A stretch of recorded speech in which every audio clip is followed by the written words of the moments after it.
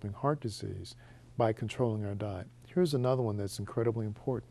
Tobacco abuse. If you smoke, stop. In a discussion. There really isn't much latitude to allow that to go on. Even secondhand smoke, probably more harmful than primary smoking. It is very important for the population to understand that even though the message has been out there and it appears to be old and sterile and dry, it is so incredibly important because smoking is one of the leading causes of preventable death, whether it's due to heart disease, stroke, cancers. All taken together, smoking really is associated with all of these illnesses that create such a burden in our society. Now, the other thing, people need to get up and move. Physical inactivity is a problem of increasing severity, not decreasing severity, even though we have a culture that's very focused on being lean, fit, healthy, being out there, exercising.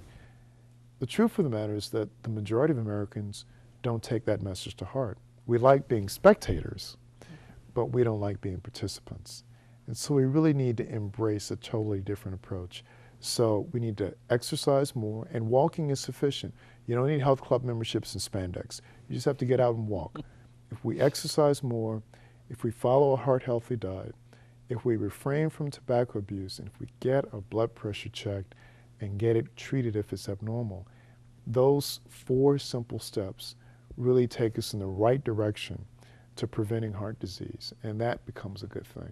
How much exercise should one do? Someone who's been sedentary for a long period of time, and they're finally getting serious. I'll give you 2 very simple metrics. The first is target 20 minutes a day. It's hard for anybody to hit 7 days a week, but if you target it daily, hopefully you'll hit 5. But you'd like to get 120 minutes of exercise per week. Okay. Okay? The second thing is 10,000 steps per day. A pedometer is very inexpensive. At health fairs, sometimes you can get them free. Clip one on your belt. You'd be surprised how many steps you make or how few steps you make. If you're not at 10,000, park a little bit further away. Walk from one point to the next. Skip the elevator, skip the escalator, take the stairs. Walk in the evening, walk in the morning. But 10,000 steps a day, perfect exercise. And neither one of these strategies, 20 minutes of walking a day, or exercise if you enjoy frank exercise, or 10,000 steps a day, either metric you pick, the first step towards becoming heart healthy. Okay, I have one final question on the smoking. You had mentioned that perhaps secondhand smoke was more detrimental than a firsthand smoke. Why? That smoke that comes from what we in medicine call the distal end of the cigarette, that is the smoke that is not inhaled by the smoker per se, but the smoke that someone in the environment is exposed to, has a very different chemical composition than that which the person is inhaling. And some of the components in that smoke that is burning from the end of a cigarette are actually quite harmful. Wow, wow. Well, you've given us a lot of good information. Wow. It makes you think. But if we cycle back and just put everything in context, and I appreciate so much the invitation to be here, it's wonderful, and it is who I am as a professional to talk to you about the cutting-edge therapies and being able to address heart disease in its worst iteration and look at what's on the shelf in terms of new strategies to treat heart disease, what we're actually doing day to day for people with advanced disease. But that's over here.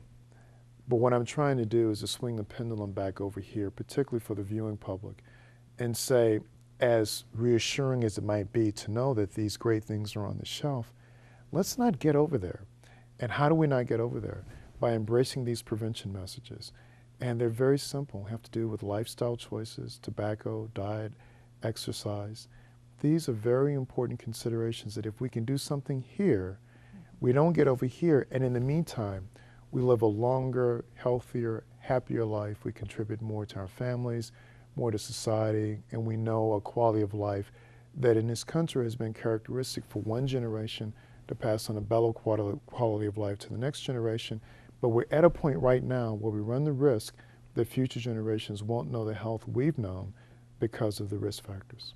Okay. Well, thank you, Dr. Yancy, for coming on the show and making a difference. Thank you very much. Thank you. I'm Robin Everson. Join us next time for another edition of People Making a Difference.